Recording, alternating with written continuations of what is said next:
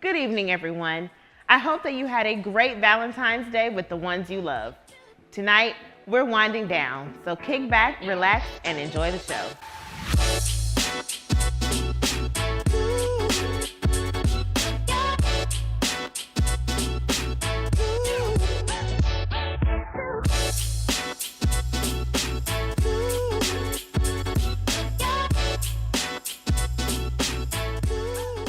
You have one more week to participate in Lift It, our WABC fitness series led by Chandra Barnett and Marnie Robinson every Monday at noon. You can enjoy this workout in the comfort of your home, so there is no excuse. Let's get lifted. If you haven't been watching, this year's national theme for Black History Month is Black Health and Wellness. We've heard from Dr. Baxter Montgomery about healing our bodies with the foods that we eat and the vitamins that we take. Then we stopped by Sunshine's in Crumville for some vegan and vegetarian delights. And now, we will end our series of vitamins, veggies, and vacations by stepping into a luxury getaway experience. According to Alina Health, there are many benefits of vacationing to our well-being. 7 of them are improved physical health, improved mental health, greater well-being, increased mental motivation, improved family relationships, decreased burnout, and boosted happiness. With many of us feeling like we're living at work now instead of working at home, I think everyone can agree that the 2+ years that we've had, we could use a vacation. If a big vacation is not in your budget right now, or you aren't yet comfortable traveling beyond the city limits, no worries. Staycations can be just as effective. Here in Houston, Texas, there's an urban bed and breakfast owned by 2 beautiful Black queens called La Maison, only 12 minutes away from Wheeler Avenue.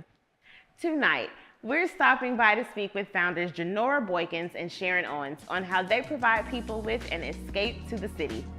Then, we will enjoy a spread from Chef Matthew, who provides all of the food for the La Maison experience. Let's go.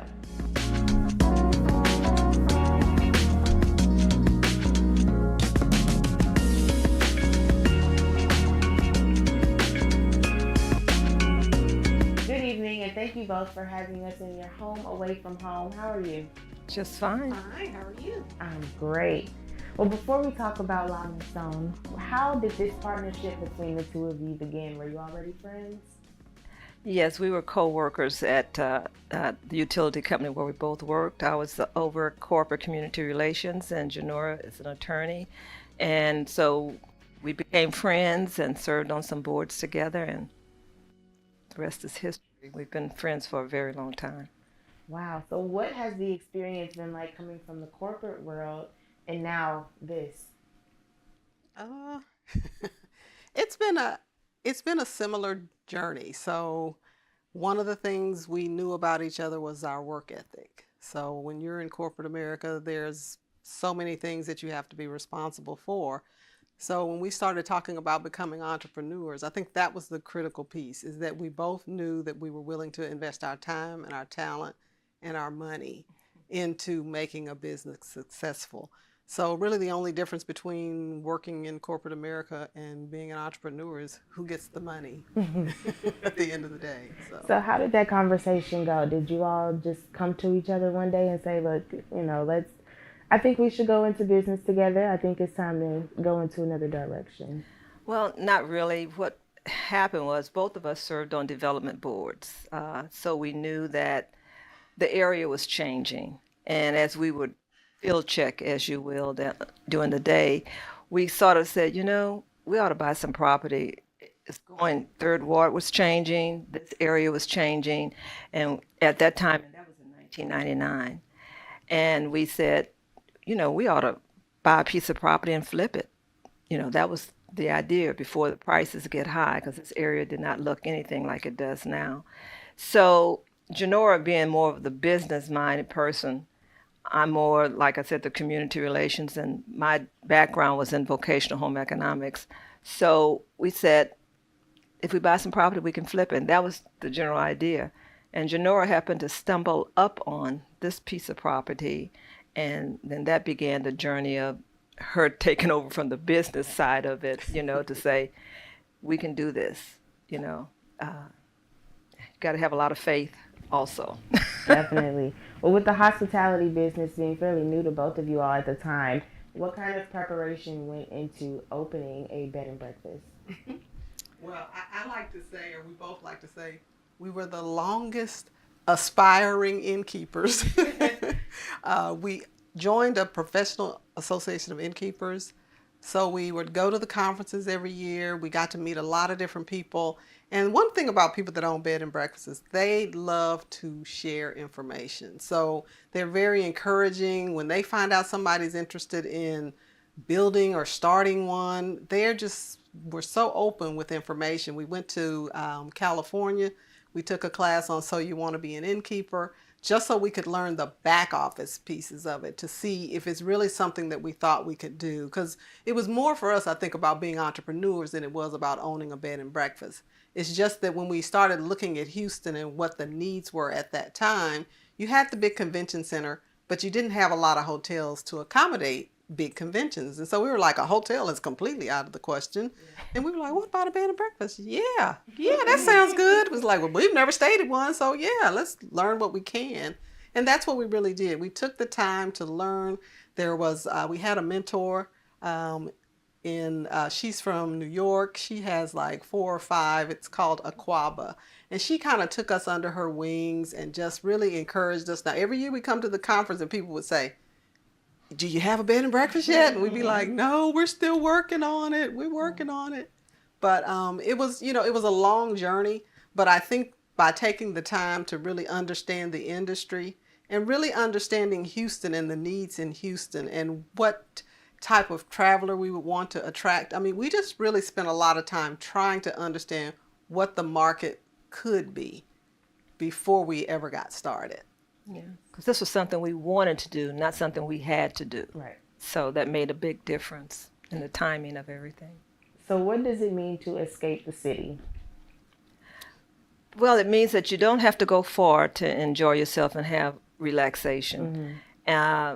Because when people stay here, they don't realize that they're right in the heart of downtown almost, in the city. And so many people want to get away, but they either have children or a parent that they're taking care of or someone sick. So they don't want to go far, but they want to go someplace that in case they have to get an emergency call, they don't have to get on the airplane to get to where they want to go. So that's the escape in the city, where you can get a chance to see the city. You know, we have guests that'll come and tell us about what's going on. And you're like, we live here, and a lot of times you don't know what's happening. And sometimes when you escape and get away, you get a chance to appreciate the things that you already have. Yeah, I think the other thing about Midtown is a lot of people know about Midtown, but don't really know what's in Midtown. And so when we were planning, we looked around in the area to see what's planned for the area. And they were designing Midtown to be a livable, walking community. And so we felt like that would allow people, so guests can come here, they can park their car, they can get out and walk, they can go get something to eat, they can just go have access to nightlife, they can go catch the train and go to the museum district. So it allows people, that's why we call it an escape. Because when people come here, they think, oh, we're like an urban bed and breakfast, we're in the city. Well, they think it's going to be noisy or things like that. And then they come and they're like, oh, it was really quiet and peaceful and so relaxing. So that's part of the escape. Escape. So what else can visitors expect when booking a stay in your facility? Good hospitality, good food, a happy hour, and not being bothered by anyone unless they want to be. Good. And privacy in their room. Our rooms are, designed where it's your room and you're not sharing it with anyone. So can the space be booked for other types of events as well? Prior to the pandemic, Yeah. we used to allow some small gatherings, small group gatherings, small receptions or weddings, political fundraisers, things like that, but just very small events, not anything big. But since the pandemic, we really have just been focusing on our overnight guests because we want them to feel safe. So then we're just trying to limit the number of people that they have to interact with. And so maybe if the pandemic ends soon, then we can return to having small little events here. Yeah, as we well. have a conference room, so people can have meetings, private meetings there as well. So, and we've limited that as well. So, Any plans on opening any more in the city or other cities? Any more what? Bed and No. breakfast? no. No. That would be a definitely no. Nice. Any reason why? Well, this is a handful, you know. Unlike Aquava, she's able to manage all of those. To be honest, we would not be able to manage more than one, you know, at this time.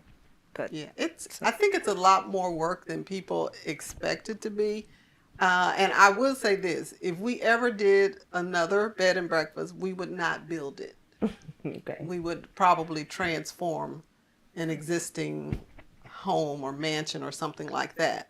But the process of actually building and designing and, you know, getting the land and all of that, it was quite an investment to do that. So that's probably why we're a little gun shy. Yeah. Well, I would love to take a look around if you all are able to do so. Can we get a tour? We'll show you. We can show you a couple of the rooms in our conference room. Sure. Nice. Well, let's go. So this is our living room area. Our guests can come down and relax. If they want to watch TV and don't want to sit in their room and watch TV, then they're welcome to come down here and enjoy this area. And we have plenty of books if they are readers and want to sit down and relax and read. They can select a book on even a DVD to take up to their room. Nice. Oh, so they can take the DVDs out of this room as well? Yes. Nice. And this area that we're moving into is the parlor. Really more of a sitting area, again, where you can come down, read a book, relax. A lot of people will come down here when they're going out to dinner and they're waiting for someone. Then, you know, somebody's slow getting dressed, then they can come down and sit down and wait. So it's a way for people to not have to feel like they're stuck in their rooms, that there are other spaces that they can come and enjoy and relax. And it's also the check-in area. Okay. This is where they check in when they come to pick up their keys. Nice. I love how cozy everything is, all of the browns and the neutral colors. What was the inspiration behind selecting what you wanted the ambiance to be? I think we wanted it to feel very comfortable, very more of a classic traditional style, but not overly so. So I think the key was to have decor that would be welcoming to anyone from anywhere, male or female. We always wanted someplace that our husbands would feel comfortable coming. A lot of times people think of bed and breakfasts, they think of Victorian, lacy, frilly, oh, I can't touch anything. Well, we didn't want this to feel like, oh, I can't touch anything or I can't move around and be comfortable. And so that was really kind of the inspiration. And we both had similar tastes. Yeah. So it worked out so that, you know, when we were selecting the furnishings and things like that, it wasn't like, you know, she was overly modern and I was overly traditional. We just kind of had an eclectic mix of furnishings that we landed on. So We ask them they can touch, but don't break. You break it, you buy it. Nice. And this is our dining area that we're going into. So one of the other things that was very important to us was to be able to have individual dining tables, so that some bed and breakfasts have one big table. Everybody has to eat together. And we just felt like that would be a little uncomfortable. And clearly during the pandemic, that is not an option. Perfect. Yeah. So. Nice. Really nice.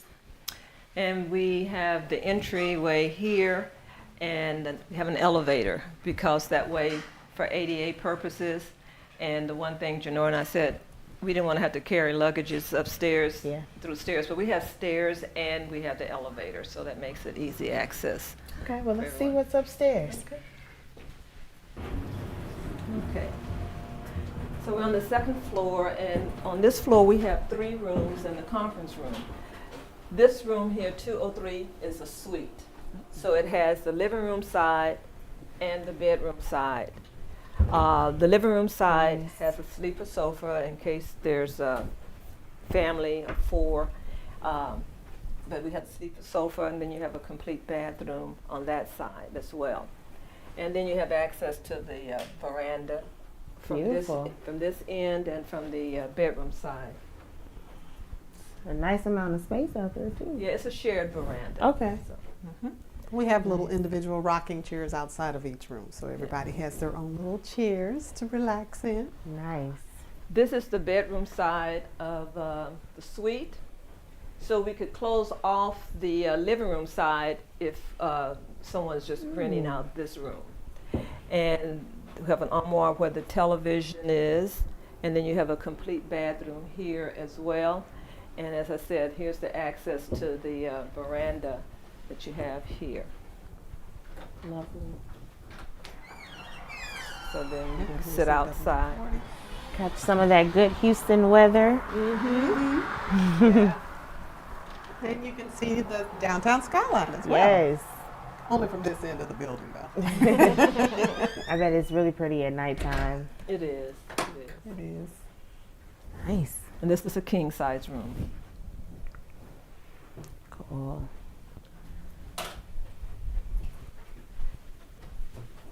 And this is one of our queen size rooms, of course, and it's truly a queen for two.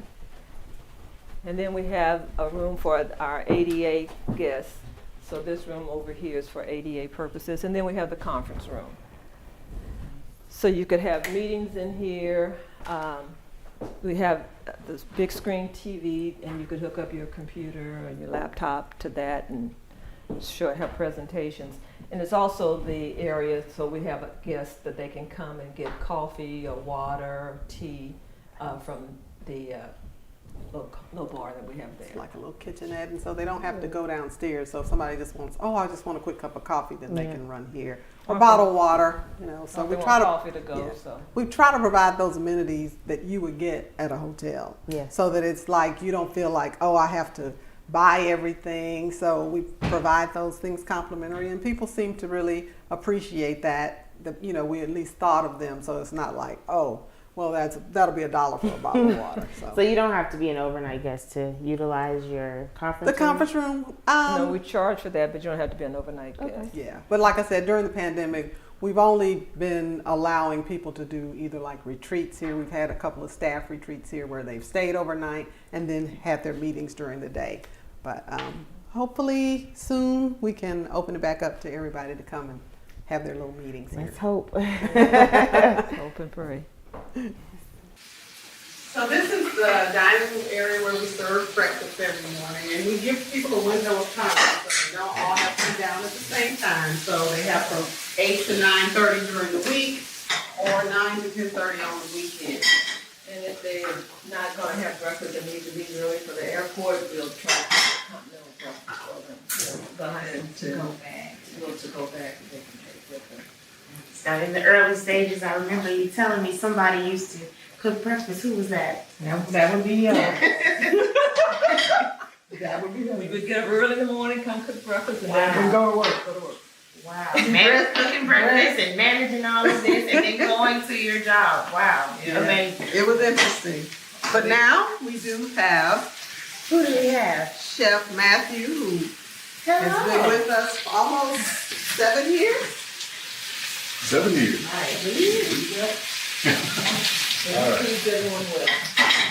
Chef Matthew, how are you? I'm fine. How are you doing today? I'm good. Very good. So how did your career as a chef begin? Have you always just really enjoyed cooking? Always enjoyed cooking. Actually, I grew up here in the Houston area in the food and beverage industry. Nice. Family had a little restaurant. Friends of mine had a little restaurant. And I've been going ever since. So if there's a restaurant been open in Houston 30 years or more, I've probably worked there before. Wow. I grew up here, did my culinary and wine in France, in Dijon.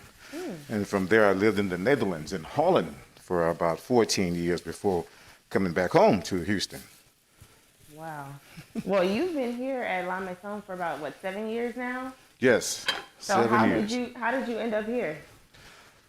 Well, I worked for a small restaurant chain downtown Houston, and a young man by the name of James Campbell came in one afternoon and said that these ladies had a beautiful bed and breakfast in the Midtown area, and they needed a chef. At that time, I don't believe he even knew how to cook. So I took the opportunity. Took about a year or so, and I came here, and I've working as a musician and an actor as well here in the Houston area. And I said, Mayor, I'll be here about maybe 3 months. And 7 months later, I'm still here. So that's how I arrived here. So what does a typical day look like around here? What time do you get started? A typical day depends on whether it's a weekday or not. I'll normally get started earlier during a weekday. Try to get here at least about 7 o'clock or something like that. Breakfast starts at 8 and we'll run until 9:30. And on weekends, we'll do breakfast from 9 a.m. until 10:30. Nice. So what do you love the most about curating the dining experience here? What do I love the most about the kitchen? I've worked in worse kitchens before, so this kitchen is very beautiful. It's very open, allows itself to a lot of hospitality in terms of clients if they choose to sit around the bar. Not they can sit around the bar and we can conversate. We had a lot of that before the pandemic, so now we got to cut back a little bit, but that's been the whole goal, is just to make people feel like they're at home and having a home environment with fresh food. How have you gotten creative in the kitchen?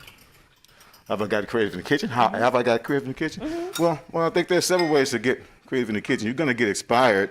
I'm a dinner chef as well. I'm more of a dinner chef than I am a breakfast chef, but a lot of nice new ideas have been running across me now that I'm doing breakfast, so you get inspired as well as nowadays people are eating more plant-based, vegan, things like that, so that's stretching my talents, so, and that's a really good thing. You're supposed to always evolve as a chef. Yeah. So what are some of your most famous dishes? Here in La Maison? Yes, or just in general. Well, I do Northern Italian food, Southern Italian, Lebanese. I've been traveling for years now, so I do a little gado from Indonesia, kapsa from Saudi Arabia. Indian food, I cook pretty much a world cuisine in my travels. At home, I cook a lot of different types of food also too, so I'm always experimenting with something. Here at La Maison here, I do a frittata right here, which I'm cooking up right now. It's more of a Mediterranean type pizza. I was just about to ask about that. Yeah. You're multitasking right now, so Yeah. tell us about the dish that you're making now. Right now, I'm just going to do a little veggie omelet. That's going to go with the frittata. For those who don't eat meat, this is actually turkey sausage here, okay? Right. So we're going to do just a little veggie omelet, just some spinach and a little cheese in it. This is what you call cooking on the fly. So I'm going to just make it real fast right here for you. And is there a set menu every week? Do you make the menu? We collaborate on the menu here, and then we alternate in ideals and things like that. But as well as if people have food issues, one of the things that they will receive from us right away is a notice that if you have any food issues, whether you're allergic, allergies or whatever, or you're a vegan eater, whatever, we'll make adjustments for that. Okay? Now I see here that you all do urban high tea. Do you participate in that as well, or you stick to the food? Urban high tea for me is kind of like going to the Christmas party and getting drunk, and then when you come back the next week, you've lost your job. So I don't really go to the urban high tea. I'm here in the mornings. Okay. Nice. Well, thank you so much for chatting with us for a moment. It looks like the food you're making is really good. Looks like it's about done. Are we going to be able to try it? Yeah, we're almost there. I'm just going to make a light omelet, and we're going to let you taste that frittata. So what's the difference between an omelet and a frittata? Frittata is more of a pizza style. You can do different things with it as well. Like this is right here. You can make it. It's hash browns, sautéed tomatoes, sautéed spinach. Got a little blend of cheeses in it, and so it's more kind of like what you would see in the Mediterranean area, Spain. And it comes up kind of like a little pizza there. See? And the omelet is more of a egg-based itself. Kind of flip it like you're down here in Texas now. You can look at it like making a crepe or a burrito. So you said the base for the frittata is hash browns? Yes, it's got hash browns in it. Okay. And that's what you get right here. You get I the might little. have to get that recipe. I saw that on the website. You all have recipes as well. Are those? Yeah, those are all absolutely. yours. I actually brought this one to La Maison right here. Okay. We have a guy here before us. His name was Sergio, the Italian chef, and he really cooks some nice food as well too. He made this thing called a peach croissant, and I've been working with that thing now for years now. I even cook it for brunches as well as dessert, and people really, really like it. So So tell us about that. Wow, peach croissant? Yes. What is this, base with peach and croissant? It's kind of like a peach and croissant bread pudding without the bread, just croissant. So it's nice and flaky. It has two bases to it. It has a warm mix with butter, brown sugar, vanilla extract, cinnamon, and that's a warm mix. And then it has a cool mix to it as well. Nice. Now, which day do we have to come by to get that? I do it a lot on weekends. So you have to check in on like a Thursday or Friday. You book for the whole weekend and we'll have it for you. Okay. Okay. Nice. The omelet is looking delicious. That's your omelet right there. Now, what's the prep time for frittatas? Or just breakfast in general on any given day? I'm pretty fast, so I get in here and it takes me about 15 minutes max to prep. Sometimes it depends on how many clients we have. You know, that depends as well too. But So on average, most how many times I'm pretty clients do you serve Per in week one? it varies. Okay. It varies per week. Sometimes we're doing full house. Sometimes we're doing 14 or 16 on the weekends. So I try to finesse my cooking here and try to give my clients here good quality food and good service. Nice. Keep smiling. Don't let nothing get to you. You know what I'm saying? Get through it. You always want to finish your service. So I'm gonna slice you a piece of this frittata here, okay? It's still warm, okay? So bite into it gently. You may want to blow it first, okay? We don't want you to get cheese lips. It may last for 2 hours, okay? So y'all do a blooper section here. And that's your frittata. I love all the colors. Yes. Nice. This is what they say in Italian, tutti all'arancione. It's macula. Thank you. And there we go. All right. Bon appetit. Enjoy it. Let's see.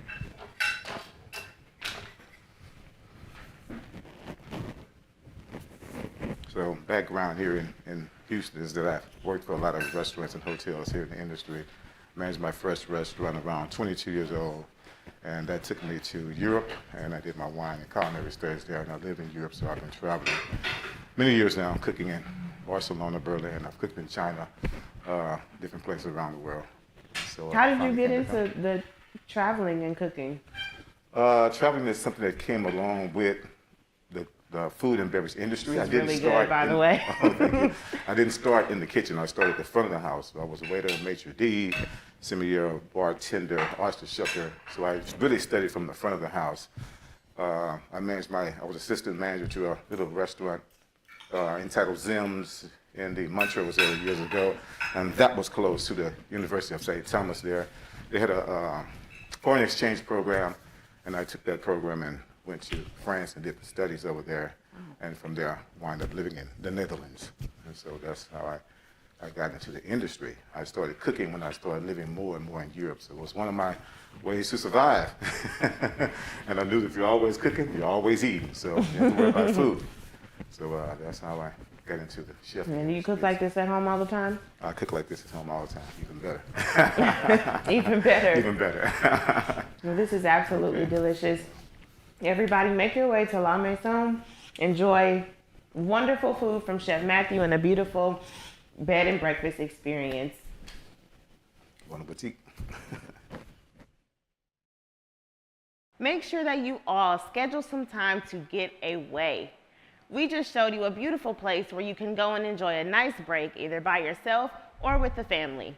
Let's prioritize self-care. Thank you all for tuning in. See you next month on The Avenue.